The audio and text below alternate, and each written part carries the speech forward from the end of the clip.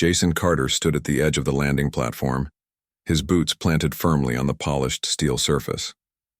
The air smelled clean, too clean, like it had been filtered 100 times over. It was nothing like the heavy, humid atmosphere of Deathworld Prime, the planet he called home. He adjusted the strap of his duffel bag on his shoulder and looked around. Towering buildings made of glass and metal stretched into the sky, their surfaces reflecting the sunlight in blinding flashes. People moved with purpose, their uniforms crisp and their expressions focused. Jason felt out of place. He wasn't used to being surrounded by so much order. On Deathworld Prime, survival was messy. Every day was a fight against predators, harsh, weather, and starvation. There were no rules, only instincts. If you hesitated even for a second, you didn't live long enough to regret it. But here, at the Galactic Defense Academy, everything seemed controlled. Everything had a procedure, a protocol, a checklist. Jason wasn't sure if he belonged. A voice broke through his thoughts. "You must be Carter." Jason turned to see a tall woman approaching him. She wore the insignia of a captain on her uniform, and her sharp eyes scanned him from head to toe. Her name tag read Hayes. Captain Laura Hayes. She didn't smile as she stopped in front of him. "Yes, ma'am," Jason replied, his voice steady despite the nervous energy bubbling inside. Him. He wasn't used to authority figures who didn't rely on brute force to command respect. Captain Hayes was different. She carried herself with an air of quiet confidence that demanded attention. "Carter," she repeated, her tone clipped. "We don't get many recruits from Deathworld Prime. In fact, you're the first one in years. I hope you understand what an opportunity this is." "I do, ma'am," Jason said. He knew exactly what she meant. This academy was the best of the best. Graduates went on to lead fleets, defend colonies, and protect humanity from threats across the galaxy. For someone like Jason, who had spent most of his life just trying to stay alive, it was a chance to do something more. Something meaningful. Captain Hayes raised an eyebrow. "Do you? Because I've read your file. You've never been part of a structured military environment. You've never followed orders or worked as part of a team. Your whole life has been about surviving alone. That's not how we operate here." Jason clenched his jaw but kept his expression neutral. He'd expected this kind of skepticism. Back on Deathworld Prime, people often underestimated him because of his rough exterior and lack of formal education. But they always learned quickly that underestimating him was a mistake. "I'll adapt, ma'am," he said simply. Hayes studied him for a moment longer before nodding. "We'll see, follow me. You're late for orientation." The orientation hall was filled with cadets, all dressed in identical gray uniforms. They sat in neat rows, listening intently as an instructor explained the academy's history and mission. Jason found a seat near the back, keeping his head down. He could feel the weight of curious stares on him. Whispers traveled through the room like ripples in water. "That's him, the Deathworlder. Did you hear? He survived on that planet for years without any help. He doesn't look like much, just another grunt." Jason ignored them. He was used to whispers. Growing up on Deathworld Prime, he'd learned early on that people would talk. What mattered was proving them wrong when it counted. The instructor finished speaking and dismissed the group. As the cadets filed out of the hall, Jason noticed two figures lingering behind. One was a young woman with short brown hair and a determined expression. The other was a man with broad shoulders and a cocky grin. They approached him together. "You're Jason Carter, right?" the woman asked. Her voice was firm, but there was a hint of curiosity in her tone. "That's me," Jason replied cautiously. He didn't know whether to expect friendship or hostility. "I'm Emily Shaw," she said, extending her hand, "and this is Ethan Brooks." Ethan smirked but didn't offer his hand. Instead, he crossed his arms and leaned back slightly, sizing Jason up. "So, you're the famous Deathworlder. I have to admit, I was expecting someone bigger." Jason frowned. He wasn't in the mood for games. "What do you want?" Emily shot Ethan a disapproving glance before turning back to Jason. "We just wanted to introduce ourselves. You're new here, and this place can be overwhelming. If you need anything—" "I don't," Jason interrupted. His tone wasn't rude, but it was clear he didn't want their help. He appreciated the gesture, but he didn't trust it. People usually had ulterior motives when they offered assistance. Ethan chuckled. Suit yourself, big guy, but you might want to learn some manners if you plan on sticking around. Before Jason could respond, Emily grabbed Ethan's arm and pulled him away. Come on, Ethan, let's go. She glanced back at Jason briefly, her expression unreadable, before disappearing into the crowd. Jason sighed and ran a hand through his dark hair. So far, this place was exactly what he'd feared, a mix of judgmental stares, whispered rumors, and forced pleasantries. Still, he reminded himself why he was here. This wasn't about making friends or fitting in. It was about proving himself. About showing everyone that he deserved to be here. The next few days were a blur of lectures, drills, and physical tests. Jason struggled with the theoretical lessons. Concepts like advanced navigation and tactical strategy were foreign to him. He'd never needed equations or diagrams to survive, but when it came to physical training, he excelled. Push-ups, pull-ups, obstacle courses. He dominated them all. His body was built for endurance, honed by years of running, climbing, and fighting for his life. During one particularly grueling combat drill, Jason found himself paired with Ethan. The two faced off. In a sparring ring while the other cadets watched from the sidelines, Ethan smirked as he circled Jason, bouncing lightly on the balls of his feet. Let's see what you've got, Deathworlder, Ethan taunted. Or are you all talk? Jason didn't respond. He waited patiently, watching Ethan's movements. When Ethan lunged forward with a punch, Jason sidestepped effortlessly and countered with a swift kick to the side. Ethan stumbled but recovered quickly, throwing another series of strikes. Each time Jason blocked or dodged, conserving his energy while studying his opponent. Finally, Jason saw an opening. Ethan overextended on a punch, leaving himself exposed. In one fluid motion, Jason grabbed Ethan's arm, twisted it behind his back, and pinned him to the ground. The crowd erupted into cheers and gasps. Ethan struggled to break free, but Jason held firm. After a few seconds, he released his grip and stepped back. You done? He asked calmly. Ethan glared at him, his face flushed with embarrassment. Without saying a word, he stormed out of the ring. Later that evening, Emily approached Jason in the mess hall. That was impressive, she said, sliding into the seat across from him. I've never seen anyone take Ethan down like that. It, wasn't personal, Jason replied.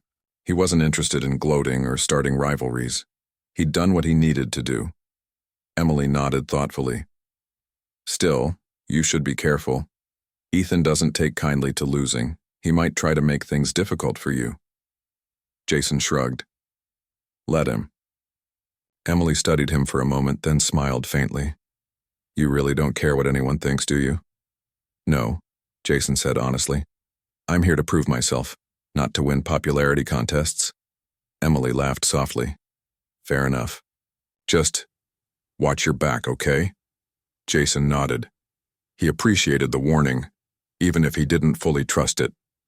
For now, though, he had bigger concerns, like surviving the rest of the academy and proving that a Deathworlder could hold his own among the stars. The morning sun filtered through the high windows of the training hall, casting long shadows across the polished floor. Jason Carter stood with the other cadets, his arms crossed as he listened to Captain Laura Hayes explain the day's exercise. Today was different. It wasn't just another drill or lecture. It was something called the Gauntlet, a simulation designed to test every aspect of a cadet's ability to survive under extreme pressure. The Gauntlet is more than a test, Captain Hayes said, her voice sharp and commanding. It's a challenge. You'll face scenarios that mimic real combat situations, hostile environments, enemy ambushes, equipment failures. Your job is to adapt, overcome, and complete the mission. Fail, and you'll learn the hard way why preparation matters. Jason glanced around at the other cadets. Some looked nervous, shifting their weight from foot to foot. Others wore determined expressions, their eyes locked on Hayes. Ethan Brooks, who still hadn't forgiven Jason for embarrassing him in the sparring ring, smirked confidently. Emily Shaw stood nearby, her arms folded as she listened intently. Jason could tell she was taking this seriously. When the briefing ended, the cadets were divided into teams of 5. Jason found himself grouped with Emily, Ethan, Rachel Dawson, a quiet but observant cadet, and Alex Monroe, a wiry young man who seemed eager to prove himself. As they suited up in their simulation gear, Jason felt a familiar tension settle over him. This wasn't Deathworld Prime, but it was close enough to remind him of the stakes. The simulation began in a dense forest environment, complete with towering trees, thick underbrush, and the distant sound of chirping birds. At first, everything seemed calm. The team moved cautiously, sticking to the path marked on their wrist-mounted navigation devices. Jason hung back slightly, scanning the surroundings, with sharp eyes. He didn't trust the quiet. "Stay focused," Emily whispered, glancing over her shoulder. "These simulations are designed to throw curveballs." She was right. Moments later, the tranquility shattered. A loud explosion echoed through the trees, followed by the crackle of gunfire. Red beams streaked past them, narrowly missing their heads. Enemy drones emerged from the foliage, firing relentlessly. "Take cover," Ethan shouted, diving behind a fallen log. The others followed suit, scrambling for safety. Jason crouched low, his heart pounding as he assessed the situation. The drones were fast and relentless, their movements erratic. Standard tactics wouldn't work here. "We need to disable the central control node," Alex said, pointing to a glowing structure in the distance. "That's what's controlling them." "How do you suggest we get there?" Rachel asked, her voice trembling. "We're pinned down." Ethan frowned. "We stick to the plan. Move in groups, use suppressive fire." Jason shook his head. "No time. They'll overwhelm us before we get halfway there." His instincts screamed at him to act quickly. On Deathworld Prime, hesitation meant death. Here it might mean failure, but failure wasn't an option. Before anyone could argue, Jason sprang into action. He grabbed a smoke grenade from his belt, pulled the pin and hurled it toward the drones. Thick gray smoke billowed out, obscuring their view. While the others hesitated, Jason darted forward, zigzagging between trees to avoid detection. "What's he doing?" Ethan muttered, watching, in disbelief. "He's insane," Alex added, shaking his head. But Jason didn't care. He sprinted toward the control node, dodging laser blasts as he went. When he reached it, he yanked a portable EMP device from his pack and attached it to the base. With a press of a button, the drones froze mid-air, their systems overloaded. The threat neutralized, Jason turned back to his team, breathing heavily but unharmed. For a moment, there was silence. Then Emily broke it. He did it. He actually did it. Back at the debriefing room, Captain Hayes reviewed the footage of the simulation. Her expression was unreadable as she replayed key moments, pausing occasionally to ask questions. The other cadets sat stiffly, waiting for her verdict. "You disobeyed direct orders," Hayes said finally, fixing Jason with a piercing stare. "Your actions were reckless and put your team at risk. Do you understand that?" "Yes, ma'am," Jason replied without hesitation. "But I also stopped the attack. If I'd waited, we would have been overrun." Hayes leaned back in her chair, studying him. "And what if your gamble had failed? What then?" "It didn't," Jason said simply. "I made a decision based on the situation. Sometimes plans need to change." The room fell silent. Ethan shifted uncomfortably in his seat, glaring at Jason. Alex looked torn between admiration and frustration, while Rachel avoided eye contact altogether. Only Emily seemed unfazed, her lips curling into a faint smile. Finally, Hayes spoke again. "Your methods may have worked today, Cadet Carter, but they won't always. Discipline and teamwork are non-negotiable here. Remember that." "Yes, ma'am," Jason said. He didn't argue further. He knew she was right. Even if his instincts had saved the day, he couldn't afford to ignore the importance of working with others. Despite the criticism from Captain Hayes, Jason's performance in the gauntlet earned him a grudging respect from some of his peers. Emily sought him out after the debriefing, her expression thoughtful. "You really don't play by the rules, do you?" she asked, leaning against the wall. I play by the ones that keep me alive, Jason replied. Rules are important, but so is thinking on your feet. Emily nodded slowly. I can see that.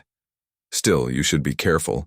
Not everyone appreciates your unconventional approach. Jason shrugged. I'm used to people not understanding me. Emily smiled faintly. Well, for what it's worth, I think you handled yourself well out there, even if it scared the hell out of the rest of us. Thanks, Jason said. It wasn't often. He received compliments, especially from someone like Emily. She struck him as smart and level-headed, qualities he respected. As they parted ways, Jason noticed Ethan lingering nearby, his arms crossed and his jaw tight. He didn't say anything, but the look in his eyes was clear. This wasn't over. Over the next few days, tensions simmered beneath the surface. Ethan continued to criticize Jason whenever possible, accusing him of being reckless and selfish. Other cadets began to take sides, dividing the group into factions. Some, like Alex and Rachel, sided with Ethan, believing Jason's methods were too dangerous. Others, including Emily, defended him, arguing that his quick thinking had saved the mission. Captain Hayes watched it all unfold with a mixture of frustration and interest. During one particularly heated argument in the mess hall, she stepped in to restore order. Enough, she barked, silencing the room. This infighting stops now. You're supposed to be a team. Act like one. Her words carried weight, but the underlying tension remained. Jason tried to stay out of the drama, focusing instead on honing his skills. He spent extra hours in the gym, practicing hand-to-hand combat and refining his marksmanship. He knew he couldn't rely solely on instinct. He needed to master the Academy's techniques if he wanted to succeed. Still, he couldn't shake the feeling that Ethan was planning something. The smug grin Ethan shot him during training sessions, and the whispered conversations with other cadets set off warning bells in Jason's mind. Whatever it was, Jason resolved to stay ready. He'd faced worse odds on Deathworld Prime.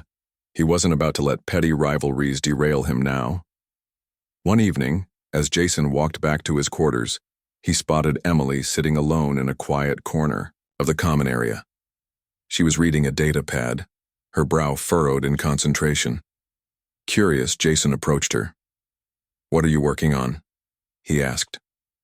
Emily looked up, startled, then relaxed when she saw it was him. "Oh, just reviewing some tactical strategies. Trying to figure out how to balance creativity with discipline, I guess," Jason chuckled. "Sounds complicated." "It is," Emily admitted. "But maybe that's the point. Maybe we're supposed to find our own way to make it work." Jason thought about that for a moment. Maybe. They sat in comfortable silence, for a while, each lost in their own thoughts. For the first time since arriving at the academy, Jason felt a flicker of belonging. It wasn't much, but it was enough to keep him going. Jason Carter had been at the Galactic Defense Academy for nearly 2 months now, and things were starting to change. Not all of it was good. The tension between him and Ethan Brooks had only grown worse. Ethan never missed an opportunity to make snide comments or question Jason's methods during training exercises. Other cadets like Alex Monroe and Rachel Dawson seemed to side with Ethan more often than not. They whispered behind Jason's back, calling him reckless and unpredictable, but not everyone shared their opinion. Emily Shaw continued to support Jason, though she didn't do it loudly. She'd occasionally nod in agreement when Jason suggested a new approach during drills, or quietly defend him when others criticized him too harshly. It wasn't much, but it meant something to Jason. He didn't need friends here.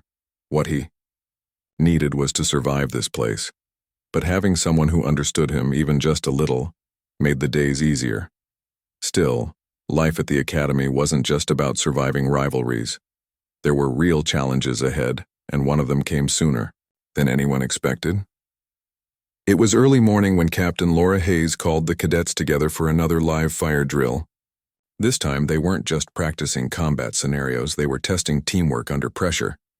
The exercise involved securing a mock settlement against simulated enemy forces.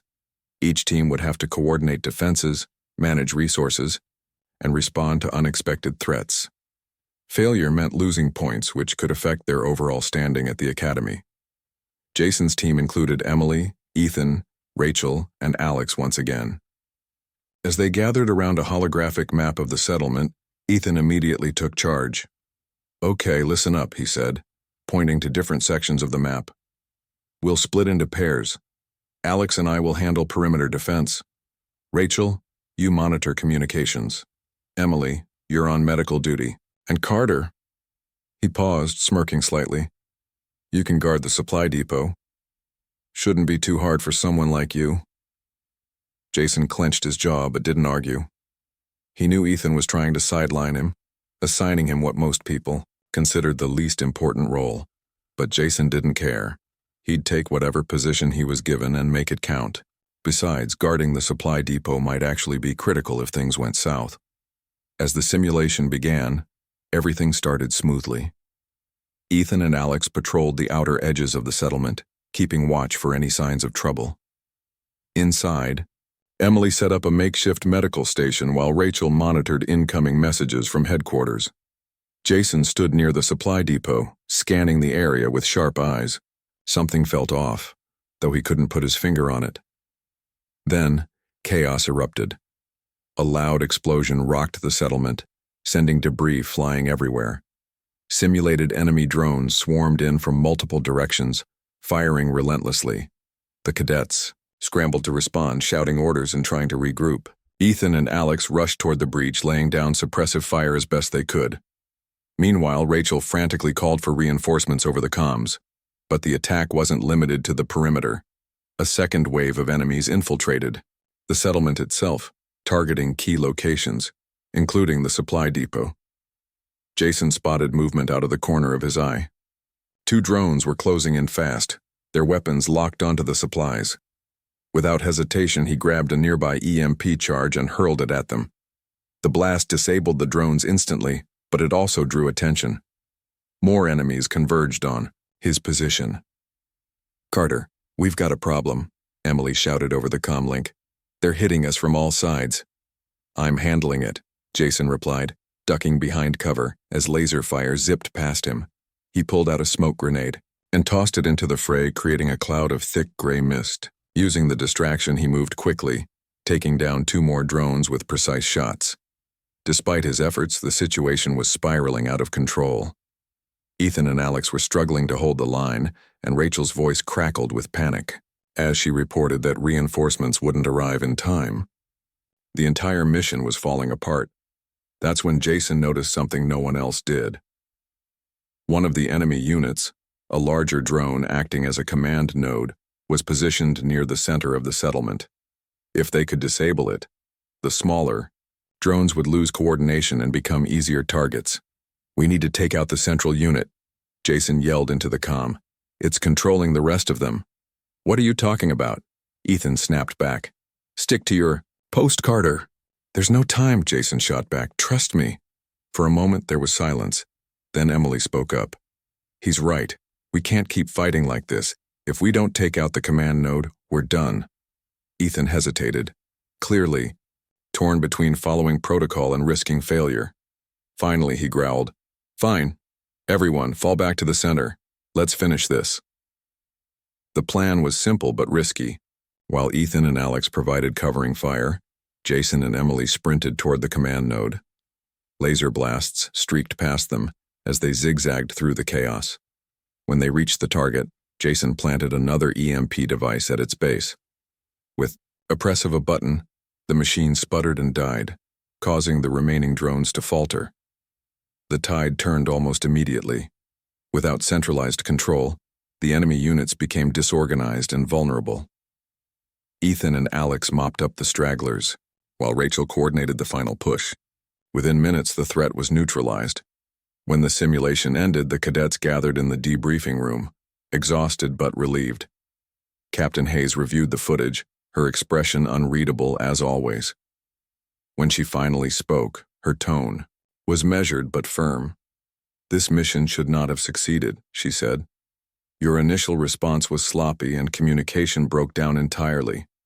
However," she paused, looking directly at Jason, Cadet Carter identified the weak point and acted decisively. His leadership saved the operation. Ethan bristled at the praise directed at Jason, but he didn't argue. Instead, he muttered under his breath, glaring at the floor. Emily, on the other hand, smiled faintly. "Good job, Carter," she said quietly. Jason nodded, though he didn't feel triumphant. He'd done what he had to do. That was all. Later, that evening, as Jason walked through the quiet corridors of the academy, he felt a strange mix of pride and frustration. Pride because he'd proven himself again, and frustration because the divisions among his peers only seemed to deepen. Ethan still hated him. Alex and Rachel remained skeptical, and even Emily, though supportive, kept her distance most of the time. But there was one thing Jason knew for certain. He belonged here. Not because he fit in or followed every rule, but because he refused to give up. On Deathworld Prime, giving up meant death. Here, it meant losing sight of who he was, and that was something Jason Carter would never allow. As he passed by a window overlooking the sprawling campus, he caught a glimpse of Earth in the distance. Its blue-green surface shimmered faint life. In the sunlight, a reminder of why he was here: to protect humanity, to prove that even someone from the harshest corners of the galaxy could make a difference, and maybe, just maybe, to find a place where he truly belonged. The academy was buzzing with news about the latest live-fire drill. Jason Carter's actions had saved the mission, and while Captain Laura Hayes didn't heap praise on him openly, her acknowledgement of his leadership during the debriefing carried weight. Some cadets began to see Jason in a new light, but others, especially Ethan Brooks, only grew more resentful. Ethan couldn't stand being overshadowed. He'd always been one of the top performers at the academy, excelling in both strategy and combat. But Jason's unorthodox methods kept stealing the spotlight, and it gnawed at him. Every time someone mentioned Carter and leadership in the same sentence, Ethan felt his pride bruise a little more. One afternoon, after a particularly grueling training session, Ethan cornered Jason near the equipment lockers. His arms were crossed and his jaw was tight as he glared at the Deathworlder. "You think you're so special, don't you?" Ethan sneered. "Running off on your own, doing whatever you want. You don't care about teamwork. You just want to look good." Jason turned to face him, his expression calm but firm. "I don't care about looking good," he replied. "I care about getting the job done. If you've got a problem with that, take it up with Captain Hayes." Ethan scoffed. "Oh, I'm sure she loves having a loose cannon like you around. But let me tell you something, Carter. You might have lucked out this time, but sooner or later, your reckless stunts are going to catch up with you." Jason didn't respond. He knew better than to engage in arguments that wouldn't lead anywhere. Instead, he grabbed his gear and walked away, leaving Ethan fuming behind him. Word spread quickly among the cadets about Ethan's confrontation with Jason. It wasn't long before whispers turned into bets. Someone suggested a public sparring match, a way to settle things once and for all. The idea caught fire, and soon everyone was talking about it. Even Captain Hayes heard the rumors. When she called Ethan and Jason into her office, her tone was stern. "I understand there's tension between you two," she said, fixing them both with a piercing glare.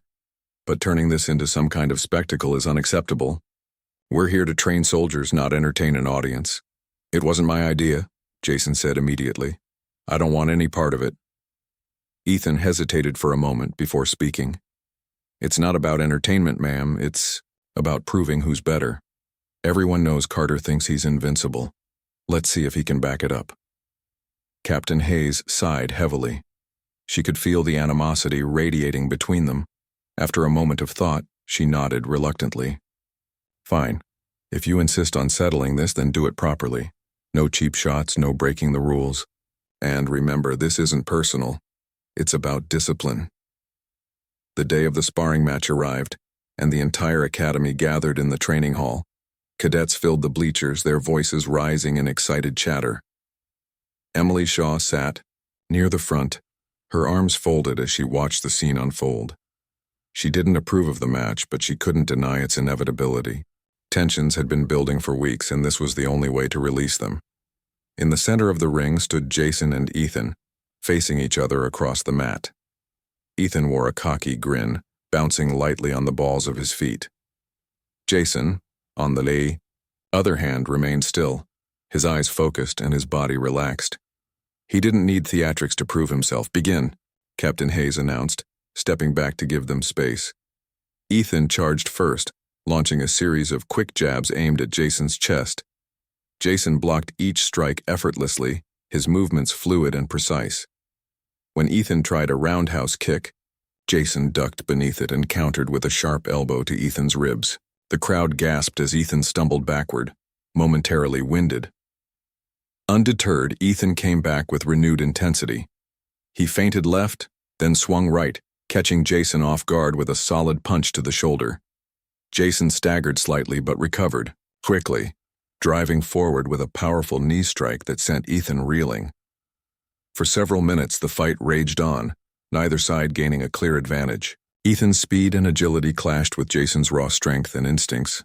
Sweat dripped from both men as they pushed themselves to their limits. The cadets cheered wildly, their shouts echoing through the hall. Then, in the 8th second of a particularly fierce exchange, Jason saw his opening. Ethan overextended on a punch, leaving himself exposed. In one swift motion, Jason sidestepped, grabbed Ethan's arm, and twisted it behind his back. With a final shove, he forced Ethan to his knees. "Yield," Jason said firmly, his voice cutting through the noise. Ethan struggled for a moment, his pride screaming at him to fight back. But finally he tapped the mat twice, signaling his surrender. The room erupted into cheers and shrieks. Some cadets clapped enthusiastically, while others shouted insults at Ethan. Through it all, Jason released his grip and extended a hand to help Ethan up. Ethan hesitated, glaring at Jason's outstretched hand. For a moment it seemed like he might refuse, but then reluctantly he accepted the gesture and pulled himself to his feet. "Well fought," Jason said simply. Ethan didn't reply. His face was flushed with embarrassment, and he avoided meeting anyone's gaze as he stormed out of the ring. After the match, opinions about Jason began to shift even further. Many cadets admired his skill and sportsmanship, especially after seeing how he handled Ethan's defeat with grace. Others, however, remained skeptical, believing his victory was due more to brute force than true talent. Emily approached Jason later that evening as he sat alone in the mess hall, picking at a plate of food. "You really showed them today," she said, sliding into the seat across from him. "I didn't do it to show anyone anything," Jason replied. "I just did what I had to do." Emily smiled faintly. "Still, you earned some respect. Even Ethan will have to admit that." Jason shrugged. "Maybe. Or maybe he'll hate me even more." "He'll get over it," Emily said confidently. "In the meantime, don't let it bother you. You proved yourself today, not just in the ring but afterward too. That matters." Jason nodded slowly. He appreciated Emily's words, even if he didn't fully believe them. Respect wasn't something he craved, but knowing that some people understood him made the academy feel less lonely. Despite the growing admiration from his peers, Jason remained cautious. He knew that winning a sparring match didn't solve everything. Ethan's resentment still simmered beneath the surface, and there were others who doubted his place at the academy. But Jason didn't dwell on it. He focused instead on improving himself, pushing harder in every drill and simulation. During one such exercise, Jason found himself paired with Rachel Dawson. They were tasked with navigating a hazardous obstacle course designed to test coordination and trust. At first, Rachel seemed hesitant to rely on him, her movements stiff and uncertain. But as they worked together, dodging traps and solving puzzles, she began to relax. "You're not as bad as I thought," Rachel admitted halfway through the course. Her voice was quiet, almost reluctant. "Thanks," Jason replied dryly. "I guess." Rachel chuckled softly. "No, really. You're different, but maybe that's not a bad thing." By the end of the exercise, they had formed a fragile sort of camaraderie. It wasn't friendship exactly, but it was progress. Jason realized that earning trust took time and patience. As the days passed, Jason continued to adapt to life at the academy. He still didn't fit in perfectly, and he probably never would. But he was learning to balance his instincts with the structured environment of the academy. He was proving bit by bit that a Deathworlder could hold his own among humanity's finest. And somewhere deep inside, he allowed himself to hope. Not for acceptance, but for understanding. Understanding that sometimes the roughest edges held the sharpest strength. The academy was abuzz with rumors one morning. Cadets huddled in small groups, their voices low but urgent. Some glanced toward Jason Carter as he walked past, their expressions uneasy. He didn't pay much attention to them at first. He was used to being the center of whispers, but something felt different this time. The tension in the air was heavier, almost electric. It wasn't until Captain Laura Hayes called an emergency assembly that the truth came out. Standing on the elevated platform in the main hall, her face grim and her hands clasped tightly behind her back, she addressed the cadets. "We've received intelligence indicating an imminent threat," she began, her voice steady but sharp. "An alien force is moving toward a nearby human colony. Their motives are unclear, but their actions suggest hostility. Our mission is clear. We must defend that colony." A murmur rippled through the crowd. This wasn't another simulation or drill, it was real. For many of the cadets, it would be their first taste of actual combat. Jason felt his stomach tighten, not from fear but from focus. This was what he had trained for. This was why he was here. "You'll deploy immediately," Hayes continued. "You'll operate under my command alongside experienced officers. Remember your training, trust your team, and stay alive. Dismissed." The journey to the colony took several hours, aboard a transport shuttle. Jason sat near the back, staring out the window at the endless expanse of space. The other cadets were quiet, each lost in their own thoughts. Emily Shaw sat across from him, fiddling nervously with the strap of her helmet.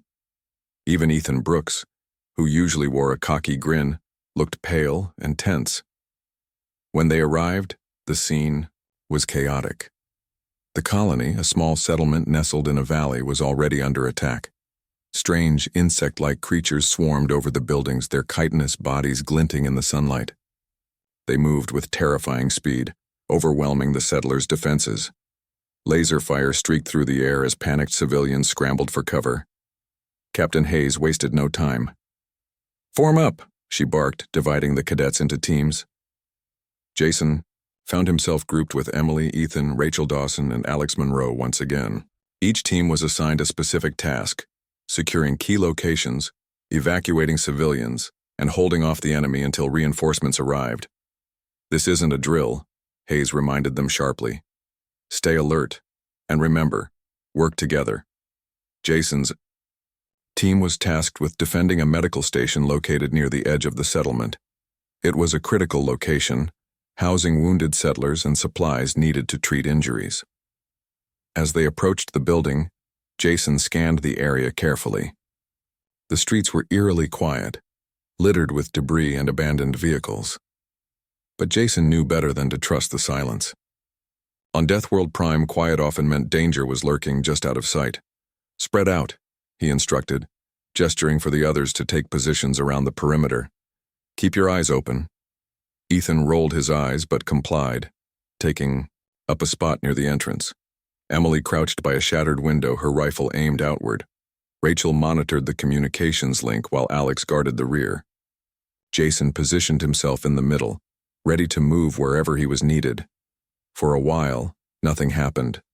The minutes dragged on, filled with the sound of distant gunfire and the occasional scream.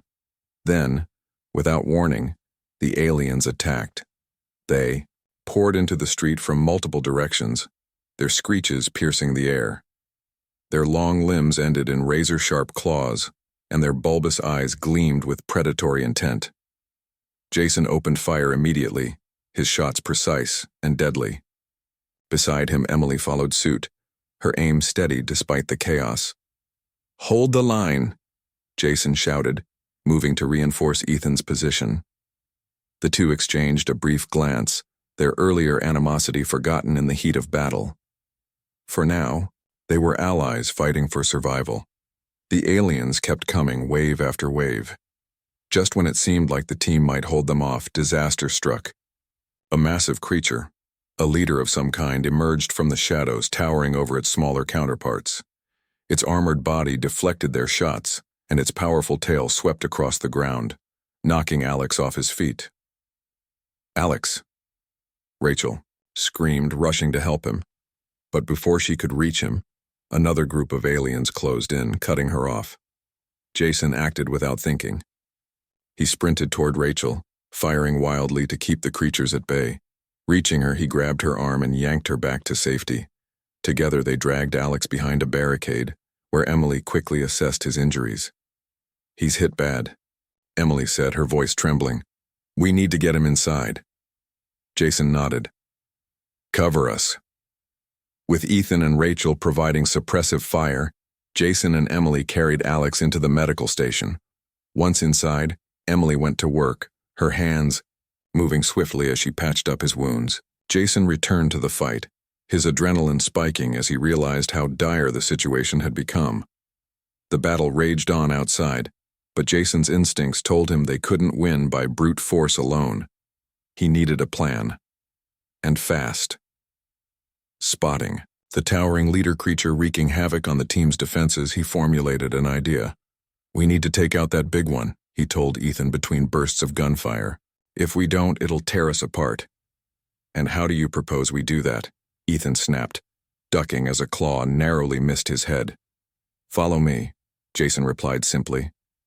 Without waiting for a response, he darted forward, zigzagging through the chaos to avoid the creature's attacks. Ethan hesitated for a moment before following, muttering curses under his breath. Reaching the base of a nearby building, Jason motioned for Ethan to climb onto his shoulders. "What are you doing?" Ethan demanded. "Trust me," Jason said, his tone leaving no room for argument.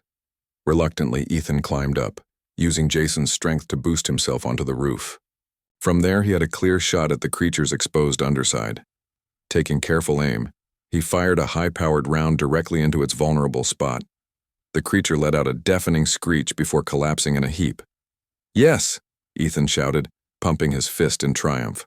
For a brief moment, he forgot his resentment toward Jason, grinning down at him. "Not bad, Deathworlder." Jason smirked faintly. "Told you it would work." With the leader defeated, the remaining aliens began to retreat.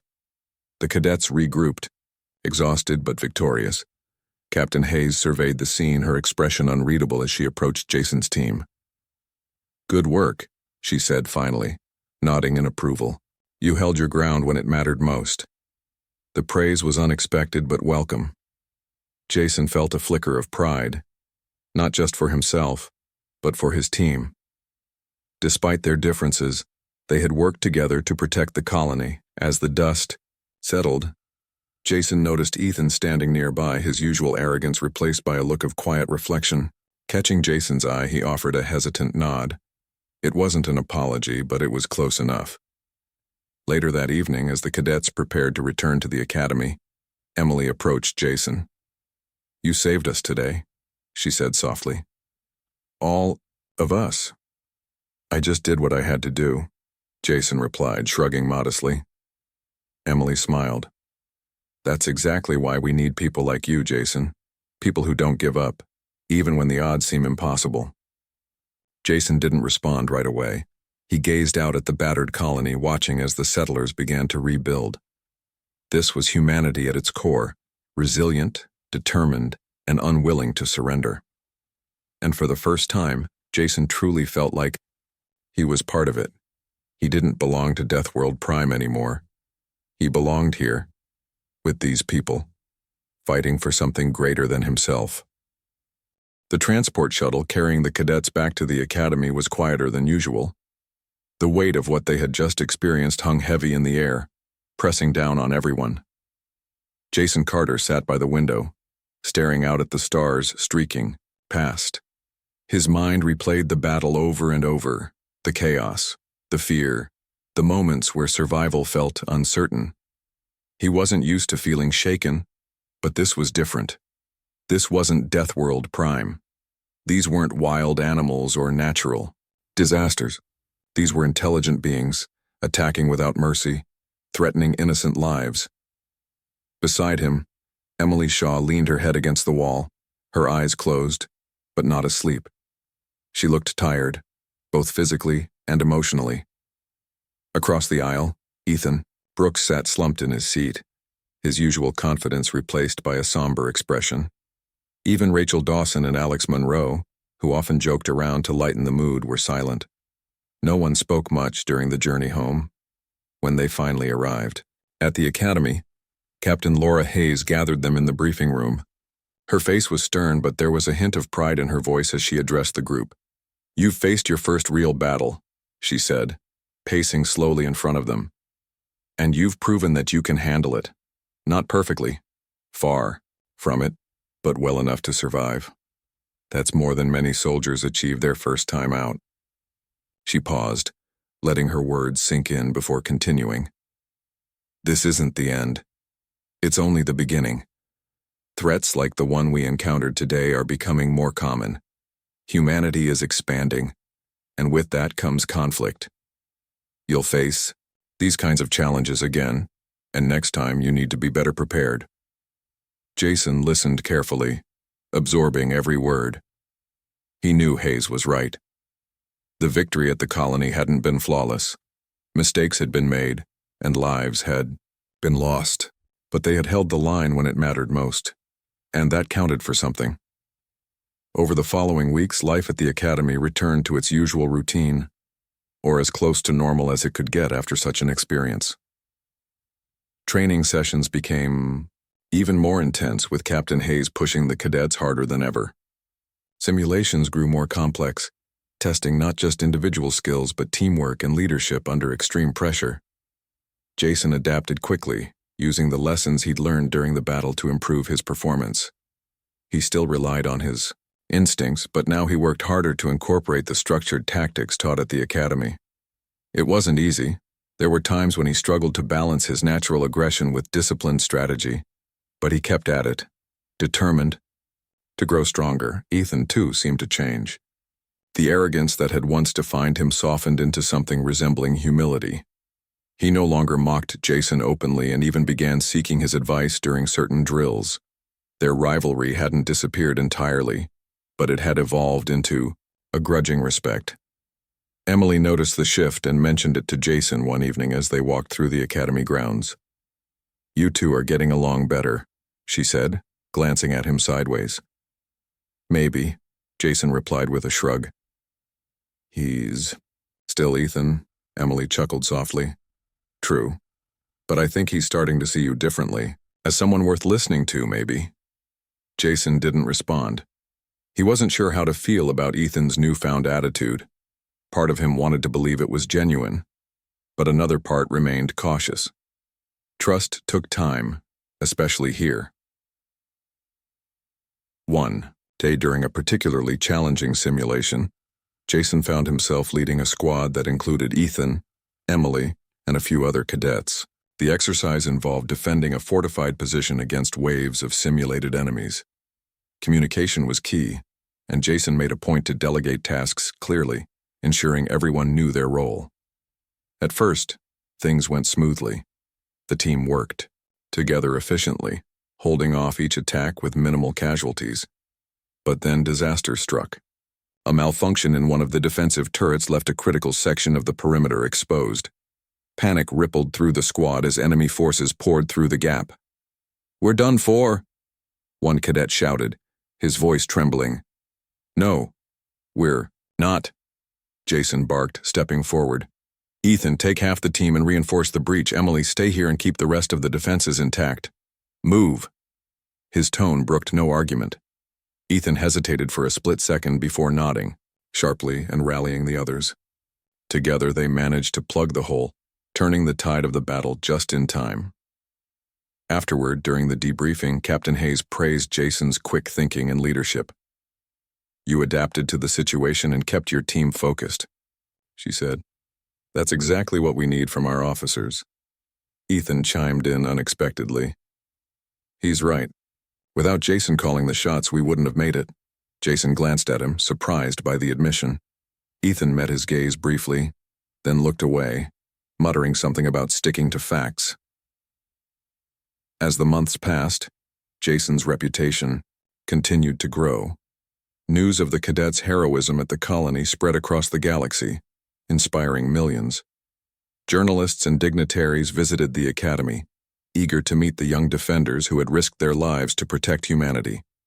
Among them was Admiral Grant, a high-ranking officer known for his role in several major victories against alien threats. During a formal ceremony, Admiral Grant presented medals to the cadets in recognition of their bravery. When it came time to honor Jason, he paused, studying the Deathworlder closely. "You're quite the enigma, Cadet Carter," the Admiral said, his voice carrying a mix of curiosity and admiration. "Your file says you come from a place where survival is the only rule. Yet here you are, standing shoulder to shoulder with humanity's finest. Tell me, what drives you?" Jason hesitated, unsure how to answer. Finally, he spoke simply. "I want to make a difference. To prove that where I come from doesn't define me." Admiral Grant nodded thoughtfully. "Well said, son. Keep proving it." By the time graduation approached, Jason had earned not only the respect of his peers but also the trust of Captain Hayes. During the final evaluations, she promoted him to squad leader, citing his ability to inspire others and adapt to any situation.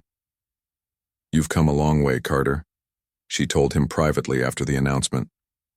"When you first arrived, I wasn't sure you'd fit in here. Now, I can't imagine this academy without you." Jason felt a surge of pride but kept his expression neutral. "Thank you, ma'am. I couldn't have done it without the support of my team." Hayes smiled faintly. "Don't sell yourself short. Leadership starts with the person at the top, and you've earned that spot." On graduation day, the cadets gathered in the main hall, their uniforms crisp and their faces filled with anticipation. Families, friends, and military officials packed the stands, cheering loudly as each graduate received their commission. When Jason stepped forward to accept his insignia, the crowd erupted into applause. Somewhere in the audience, Emily clapped enthusiastically, while Ethan gave a rare grin of approval. As Jason stood there, looking out at the sea of faces, he reflected on how far he'd come. From the harsh wilderness of Deathworld Prime to the polished halls of the Galactic Defense Academy, he had proven himself time and again. He wasn't just a survivor anymore. He was a protector, a leader, and a symbol of resilience. But as the ceremony ended and the celebrations began, Jason reminded himself of one thing. This wasn't the finish line. It was just the start of a new chapter. There would be more battles to fight, more challenges to overcome, and more lives to protect. And he was ready for all of it, because Jason Carter wasn't just a Deathworlder cadet. He was humanity's future, and he wasn't going to step back no matter what came next.